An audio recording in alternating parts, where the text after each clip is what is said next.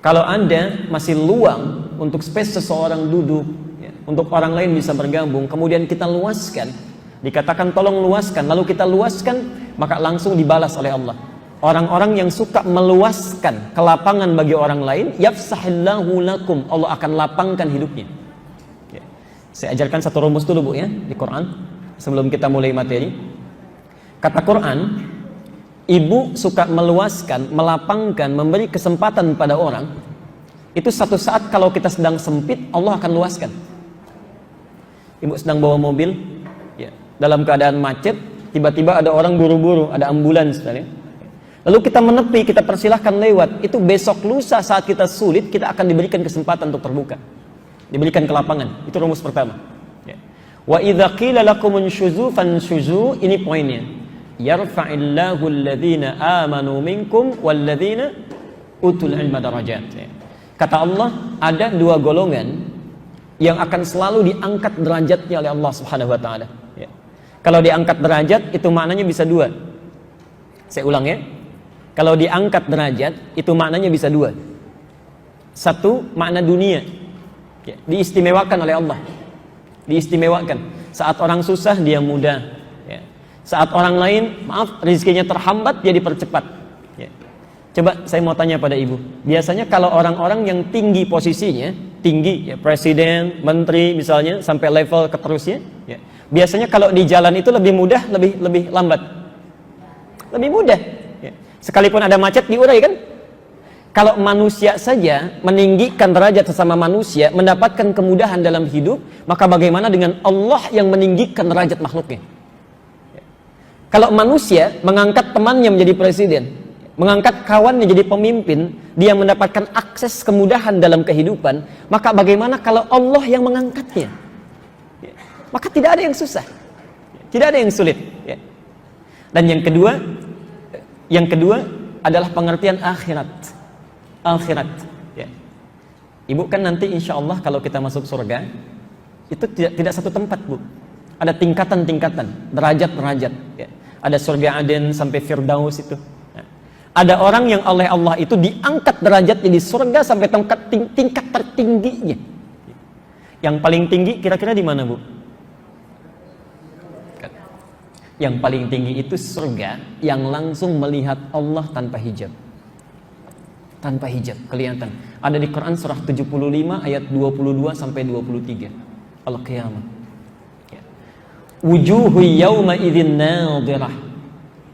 Di hari kiamat nanti ada orang yang wajahnya berbinar, gembira dia. Gembira luar biasa. Ya. Bukan karena masuk surga, bukan, sudah otomatis itu masuk ya. Gembiranya itu ternyata ila rabbiha nadhirah. Dia bisa menatap Allah langsung tanpa hijab. Rindu sejak di dunia itu pengen ketemu Allah ya.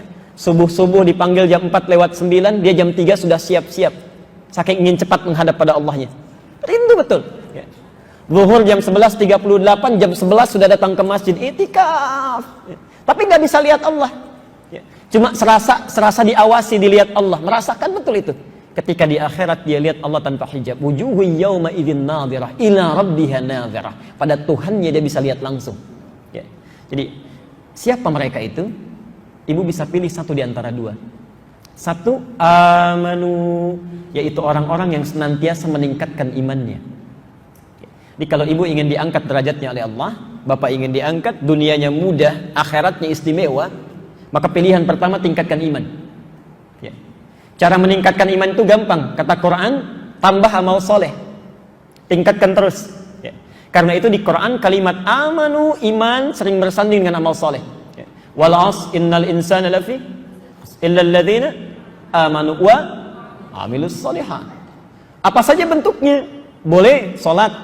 Al-Baqarah ayat 3. Alladzina yu'minuna bil ghaib wa yuqimunas shalah. Coba cek ya. Kalimat salatnya. Kita punya mic ini. Bisa dibawa. Ibu bawa mushaf? Ya. Sekarang cek di mushafnya ya. Kalimat salat bisa ditulis dengan dua cara. Ya. Kalau ada satu saja yang keliru tulisannya, berarti mushafnya salah. Awas ya. Baik, sekelah.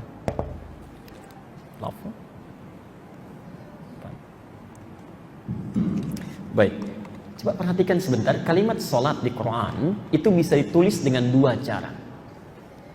Satu seperti ini, saya tuliskan sholat, ya. Yang kedua yang ini, sholat. Pelan-pelan. Ini kalimat pertama, ini kalimat yang kedua. Yang tertulis di mushaf yang ibu pegang sekarang, ya, atau bapak pegang, itu mesti yang kedua yang ini. Kalau tulisan di mushaf ibu yang pertama yang ini, itu berarti keliru mushafnya. Apa bedanya? Kalau yang pertama yang ini, itu hanya menunjukkan makna singular, satu makna saja, bentuknya tunggal, ya, satu kali sholat ini. Tapi kalau yang ini, itu bisa menunjuk dua makna. Bisa menunjuk dua makna, ya. Satu bisa dalam bentuk tunggal, mufrad, singular, mufrad. Yang kedua bisa berbentuk jamak, ya, jamak, plural, banyak. Karena itu kalau ibu baca Quran, belajar ilmu Al-Quran, ini bisa dibaca dengan tiga cara, ya. Riwayat Hafiz, alladzina yu'minuna bil ghaibi wa yuqimuna as-salah. Riwayat Warsh miring, alladzina yu'minuna bil ghaibi wa yuqimuna as-salah, miring.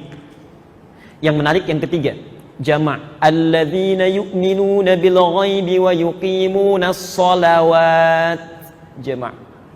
Perhatikan, ini uniknya bahasa Quran, ibu tidak akan temukan di kitab manapun. Kenapa ini bisa dibaca dengan tunggal dan jamak? Ya. Salat fardu itu berapa banyak? 5. Kalau 5, 1 atau banyak? Banyak. Jama atau tunggal?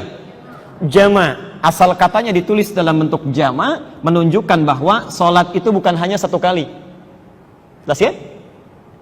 Kenapa bisa dibaca tunggal dan jama? Karena dalam penunaiannya dianjurkan bisa berjamaah. Saya ulang, dianjurkan bisa berjamaah. Silakan. Baik, sayanya juga mesti miring? Enggak. Baik. Ayo kita kembalikan. Lihat sini. Ini bisa dibaca jama' dengan tunggal. Jama' asal tulisannya menunjuk pesan bahwa sholat yang diwajibkan pada kita bukan 1-2 sholat. Ada sampai 5 yang fardu. Jelas ya? Kenapa bisa dibaca tunggal? Ya. Asalnya kita dianjurkan untuk menunaikan sholat, pelaksanaannya kalau bisa berjamaah. Sangat dianjurkan. Ya. Tapi kan dalam kondisi-kondisi tertentu orang tidak bisa berjamaah, boleh nggak sendirian sholatnya? Karena itu bisa dibaca dengan tunggal mufrad, bisa dibaca dengan jamak. Tapi yang paling menarik, saya ulang, yang paling menarik, ketika Allah meminta kita meningkatkan iman, itu baik yang salatnya mufrad, tunggal, munfarid, ataupun jamak, ya. Tapi kalimat penunaiannya ditunjukkan pada kuantitas yang banyak. Baik salatnya sendirian, ataupun berjamaah. Perhatikan, seakan-akan Quran berkata, baik sholat kalian tunaikan sendirian ataupun berjamaah, selalu evaluasi, hari ini mesti lebih banyak dibandingkan yang kemarin. Ya. Hari ini mesti lebih komplit dibandingkan yang kemarin. Ya.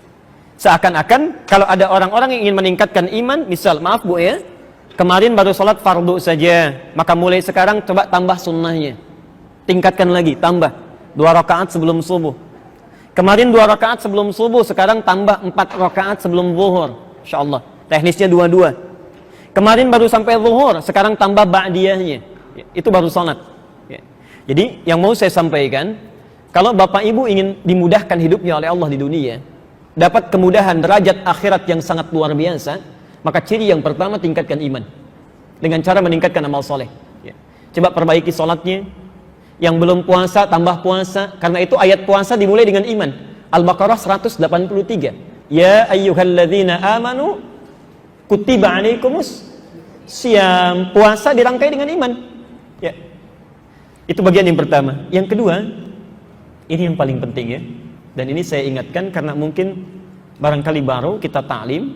Jadi nanti ibu ta'lim dengan ustadz manapun. bapak taklim dengan ustadz manapun, tolong catat betul keterangan Nabi berikut ini. Ya. Yang paling istimewa, ketika Allah mengangkat derajat seseorang, itu ternyata ada yang dikhususkan bagi yang khusus menuntut ilmu. Ya. Di pilihan pertama tingkatkan iman, kalau belum maksimal maka tuntut ilmu. Walladzina utul ilma darajat. Saat Anda datang menuntut ilmu, kita punya pilihan, bisa istirahat, tidur, ya, bisa main, bisa macam-macam. Tapi kita memilih untuk belajar. Apa yang disediakan? Perhatikan, itu langsung diperinci oleh Nabi. Dalilnya hadis riwayat Muslim, nomor hadis 1389, 1389. At-Tirmidzi nomor hadis 2862. Kemudian Ibnu Majah nomor hadis 219. Ya. Saya bacakan hadisnya ya.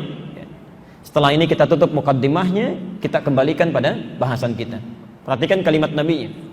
Man salaka tariqan yaltamisu fihi ilman, siapapun yang menyiapkan dirinya dari tempat dia tinggal, menempuh jalan untuk belajar, ilman itu walaupun sedikit, Bu. Kita belajar satu hadis saja, atau satu ayat saja.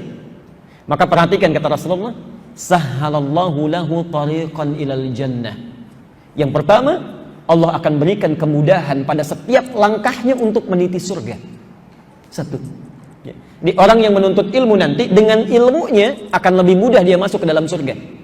Nanti kita terangkan ya. Beda pahalanya orang yang beribadah dengan ilmu dengan orang yang ibadah tanpa ilmu. Di ujung hadisnya nanti ya. Dua, wa innal malaikata, dan sungguh para malaikat itu, la tad'u ajnihataha, saat penuntut ilmu mulai berangkat dari rumahnya, itu sudah membentangkan sayapnya, ridwan li talibil ilmi, memberikan ridha bagi para penuntut ilmu.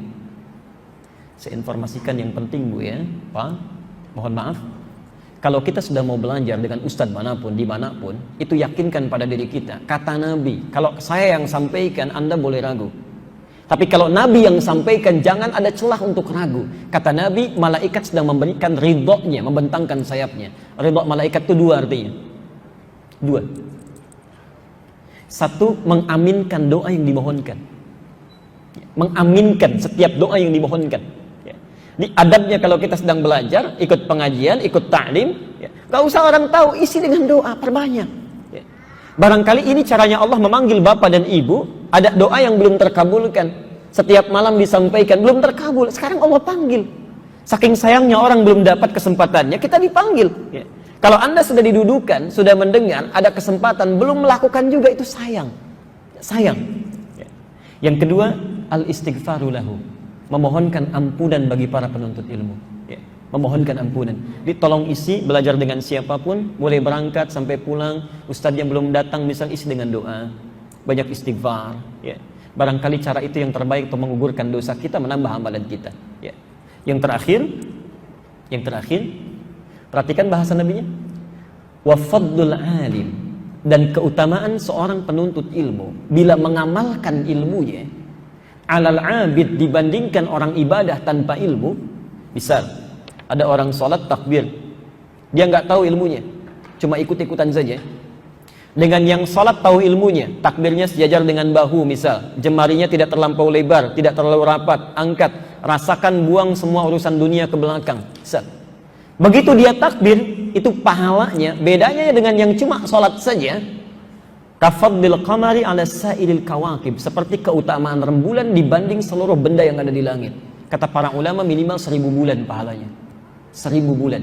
Ibu sholat tanpa ilmu cuma dapat pahala 10. Al-An'am 165. Tapi kalau sholat dengan ilmu, setiap takbirnya sama dengan 1000 bulan takbir. 83 tahun takbir tanpa henti. Ada yang sanggup 1 menit saja takbir begini terus? Tidak ada ya. Maka izinkan saya bermohon kepada Allah Subhanahu wa taala, semoga siapapun yang hadir di siang ini yang ditolong oleh Allah Subhanahu wa taala. Kalau bukan pertolongan Allah, tidak mungkin kita datang saat ini ya. Semoga Allah memudahkan segala kehidupannya, mengabulkan doa-doanya, dan memberikan pahala berlipat untuk mengangkat derajatnya.